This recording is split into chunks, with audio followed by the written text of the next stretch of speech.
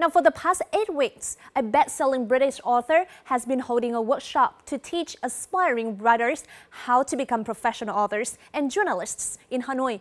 Having written many successful works, some of which made the bestseller list in the Sunday Times and the New York Times, he is now in Hanoi to finish a novel that will be published next month. In this week's edition of On the Mic, our reporter Đức Chung has the opportunity to sit down and chat with celebrated author Albert Jack. So let's meet him.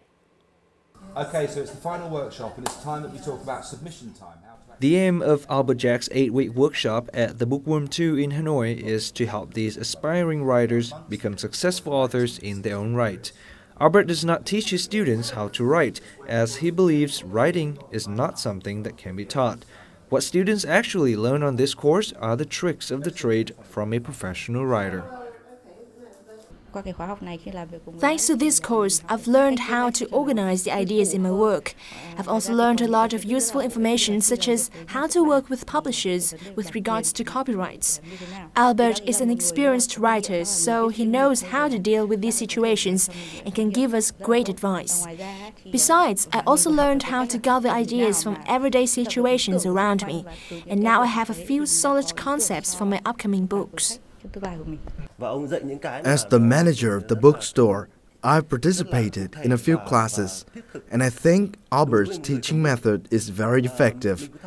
Even if you don't know anything about professional writing, you will probably still be able to write something good after taking this course.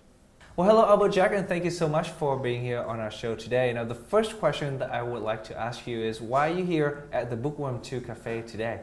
Actually, you've come to see us on the last day. We've had an 8-week workshop where we've been, I've taken local Vietnamese writers, some of your journalists, some of your other writers, and also some expats as well have joined us. And there's been a group of about 15 or 20 of us who have been every week for 2 hours going through the process of how to become a professional writer, how to actually find saleable ideas, write them out, present them to the market, the international market, and get your articles included and bought by magazines, or get your books published even, you know. And what I mean by that is I use an explanation when I'm talking to the workshop, and I call my principles ageless, sexless, classless and cultureless. It means it's a book that you could give me and I'd be interested in. Well, that's a very interesting method. Now, is there any difference between the English literature and Vietnamese literature that you are going to be using to better teach the Vietnamese authors how to publish their works? Well, the big difference is the market, actually. I know that's going to sound maybe a strange answer, but that is the biggest difference. You know, writing in Vietnamese as a Vietnamese person about Vietnamese subjects is not necessarily going to find a worldwide market. How many people in Boston or New York or Chicago or Los Angeles are reading those at the moment? And the answer is none, unless there's any Vietnamese people living there. That's right. You know, you need to be able to write in the English language, and I'm afraid, you know, that's a shame for a lot of cultures around the world, and obviously a lot of languages, but the harsh fact is that the world will be an English-speaking place within maybe 1 or 2 more generations, maybe 20 or 30 years. So to be able to write in English is going to be very important if you want to be a writer. Albert Jack was born in Guildford in Surrey, England in 1964. Now 49 years old, he has made a name for himself internationally as a best-selling author. His books have become bestsellers in the Great Britain, Europe, America, Canada, South Africa, Australia, and translated into many different languages. Among Albert's 14 written works, his first book, Red Herrings and White Elephants, sold over 110,000 copies in the first 2 weeks and remained in the UK Sunday Times top 10 for 16 months. The success of his books has a lot to do with Albert's invention of what he calls the 10-minute read, enabling readers to open his books at any point and be fully entertained for 10 minutes at a time before, in Albert's words, going off to do something more productive with their time. At what time did you exactly know that you wanted to have a career in writing? When did you make that decision? Oh, 1999, round about April. It's a decision I remember taking very clearly, and I know exactly when it was. Ever since that April day in 1999, did you ever regret making that decision to become a writer? And what keeps you going in this field? Well, what a good question. I mean, no, I haven't regretted it because it's what I've always wanted to do. And if you're going to be defined by your job, if you like, then that's not a bad job to be defined by, I don't think. I think I'm quite proud of that, and I think I'm quite proud of the success that I've had. But the true answer, I mean, I can say that to you and then end the question there, can't I? The true answer is probably I regret it every day. Writing a book is hard work. I think you'll find any writer that you ever listen to, or if you ask them that question, is it actually quite hard? Trust me, you sit there at the start of 60 or 70,000 words and you're a week in to a 3-month project and you've only done 7,000 words because you're doing 1,000 a day or something, and you know you've got such a long way to go. I have to be honest and say, yeah, I probably regret being a writer most mornings. Having lived in Vietnam for 8 months, Albert Jack has become familiar with the lifestyle in the capital. After spending the day writing on his latest project, Albert often visits the small cafe in his neighborhood. While here, he can sit back and relax, enjoy a cold beer, and watch life go by while preparing for the following day's work. Nguyễn Hương Giang, the owner of the cafe, is also an artist, and she really enjoys Albert's company.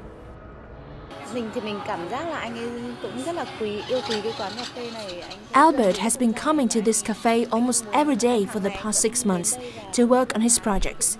He is a very funny and interesting person. Many writers like to keep a certain distance between themselves and other people, but with Albert, you do not feel any distance at all.